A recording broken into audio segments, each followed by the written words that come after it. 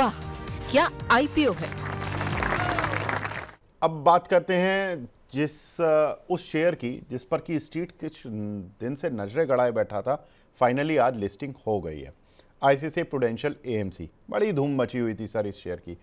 और आज जो शेयर है वो अब 2587 रुपये पर चल रहा है और जो इशू प्राइस था वो 2165 रुपये था। तो ऑलमोस्ट जो हम कल भी बात कर रहे थे कि 400 से 450 रुपये के आसपास ऊपर जो इशू प्राइस है उस पर ये लिस्टिंग होगी।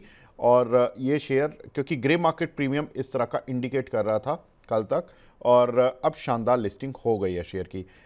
सर ये बताएं, अब ये जो जिन लोगों को आईपीओ में शेयर मिले हुए हैं वो आज प्रॉफिट बुक कर लें। 400 450 रुपये का 20% का रिटर्न सर मुश्किल से 4 दिन में 3 दिन में आ रहा है। और क्या चाहिए, या अभी और रिटर्न की उम्मीद कर सकते हैं?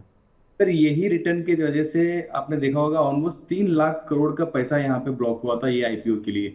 तो आजकल आप देखो सेकेंडरी मार्केट और प्राइमरी मार्केट में अगर कंपेयर करोगे तो प्राइमरी मार्केट में ज्यादा लिक्विडिटी बढ़ चुकी है। लोगों को मतलब कोई भी आईपीओ उसमें लगाना है बिकॉज दे मेक श्योर कि यहाँ से 5 से लेकर 20% के आसपास रिटर्न तो उनको लिस्टिंग गेन में बनना ही है। तो वो ऑप्शंस है लिक्विडिटी अपने सेकेंडरी मार्केट में। जब हम लोग आईसीआईसीआई प्रूडेंशियल के बारे में बात करते हैं तो मुझे लगता है ये रीजनेबल वैल्यूएशन पे आईपीओ आया था। अभी जो 20% बढ़ चुका है तो I think now it is in line with all the major AMCs like HDFC AMC हो, निप्पॉन हो, यूटीआई हो। आई थिंक वो वैल्यूएशन के हिसाब से now it is trying to catch up some kind of premium because of the market share or because of the AUM which is morely driven towards the equity management, cash management। मुझे लगता है कि वहां पे सबसे थोड़ा सा premium ले रहा है। आई थिंक जो इन्वेस्टर्स लिस्टिंग गेन के हिसाब से डाले थे मुझे लगता है 20-25% के आसपास जो भी मिल रहा है I think they should clearly take it and exit because उनके पास जो लिमिटेड कैपिटल है अगला आईपीओ डालने के लिए आई थिंक यहाँ पे एग्जिट करेंगे तो ही उनको मिल पाएगा। Those are serious long term investors जहाँ पे उनको एएमसी एज ए बिजनेस, उनको अगर प्रॉक्सी कैपिटल मार्केट्स में अगर खेलना है मुझे लगता है कि आईसीआईसीआई प्रूडेंशियल एएमसी हो या एचडीएफसी एएमसी हो या निप्पॉन एएमसी हो, ये तीनों में अपना holding as a long term इस पे होल्ड करना चाहिए। मेरे लिए ओवरऑल टारगेट अगर लॉन्ग टर्म के हिसाब से देखते हो तो मुझे लगता है कि 2800 से लेके 3000 रुपीज तक का आईसीआईसीआई प्रूडेंशियल में आना चाहिए। And even I am very much bullish on HDFC. आप देख रहे हैं एचडीएफसी कल ऑलमोस्ट 7-8 बढ़ चुका था पोस्ट दी आरबीआई सेबी का जो changes in the expense ratio का जो स्टोरी आया था उसके बाद भी बढ़ गया था। I think now everything is fine. I think long term investors should hold. जिसने लिस्टिंग गेन के हिसाब से डाला था I think they are to exit today by 20-25% के बीच में जो भी उनको रिटर्न मिल रहा है।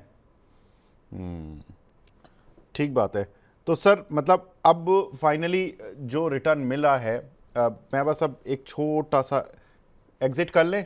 जो छोटे मतलब जिनको लग रहा है कि आईपीओ में उनका काम ही है कि भैया आईपीओ में लगाना, निकालना पैसा और फिर दूसरे आईपीओ में लगाना। एक्चुअली प्रॉब्लम कहाँ आती है कि जैसे ये आज 20% चला, अब कल और 10% चल गया, फिर परसों मान लीजिए मंडे को 10% और चल गया, ट्यूसडे को 10% और चल गया, तो लोगों को लगेगा मैंने फ्राइडे को बहुत बड़ी गलती कर दी। अब मुझे दूसरा और तीसरा आईपीओ खोजना पड़ेगा जहां पर कि मुझे पहले तो आईपीओ में अलॉटमेंट हो जाए, उसके बाद फिर मुझे पैसा बनना शुरू हो। तो ये प्रक्रिया उसको ये लगता है कि वेस्ट हो गई। आईसीआईसीआई प्रूली का पूरा जूस नहीं निकल पाया। आज वो शॉर्ट टर्म वाले बुक कर लें क्या? ऑब्वियसली ये जो मिस आउट है, ग्रो में भी लोगों ने ऐसे किया था, मीशो में भी लोगों को ऐसे ही लगा था कि मतलब मैं मिस आउट हो चुका, जो स्टॉक ऑलमोस्ट आईपीओ के भाव से आज की तारीख में डबल हो चुका है। देखो ग्रीडीनेस जो आएगा मार्केट्स में, जो आज 20% मिल रहा है कल और 10% मिल सकता है, तो शायद कल 10% 5% नीचे भी आ सकता है बिकॉज ऑफ नो। अभी मुझे लगता है कि जिसने लिस्टिंग गेन के हिसाब से डाला था उनको लिस्टिंग गेन के दिन डिसिप्लिन वे में अगर उनको एग्जिट करना है तो I think they should simply exit, otherwise keep a stop loss. Stop loss का एक टारगेट हो सकता है, मतलब फॉर एग्जांपल अगर 2600 के आसपास भी चल रहा है तो यहाँ से 40 रुपए का स्टॉप लॉस, मतलब आप समझो 2560 2550, ये इसका स्टॉप लॉस मेंटेन करके आपको अगर रिस्क लेके कल तक लेके जाना है। बिकॉज देखो वीकेंड है, पता नहीं क्या इवेंट्स आएंगे, मंडे क्या फिर मार्केट खुलेगा, तो देन मंडे तक तो 99% लोग आईसीआईसीआई प्रूडेंशियल की लिस्टिंग के बारे में भूल भी जाते हैं because it's now it's a part of the secondary market. तो वो अगर रिस्क लेके नहीं जाना है तो आज 20% जो मिल रहा है आज एग्जिट कर लो, वरना कीप ए स्टॉप लॉस जो मैंने बताया 2560 का, वो मेंटेन करके उसको होल्ड करना। अगर मंडे ऊपर जाता है 10% तो you are well reserve for that, otherwise 40 रुपए के नीचे कट जाएगा ऑटोमेटिक। अच्छा सर, जो लोग ये सोचते हैं कि चलो ठीक है एक अच्छी कंपनी पोर्टफोलियो में है उसको रखा रहने देते हैं, क्योंकि हमने तो 2165 रुपये के करीब का लिया हुआ है आईपीओ प्राइस का, वो रख सकते हैं क्या लंबी अवधि के लिए? मतलब कितना लंबा गेन ये दे देगा?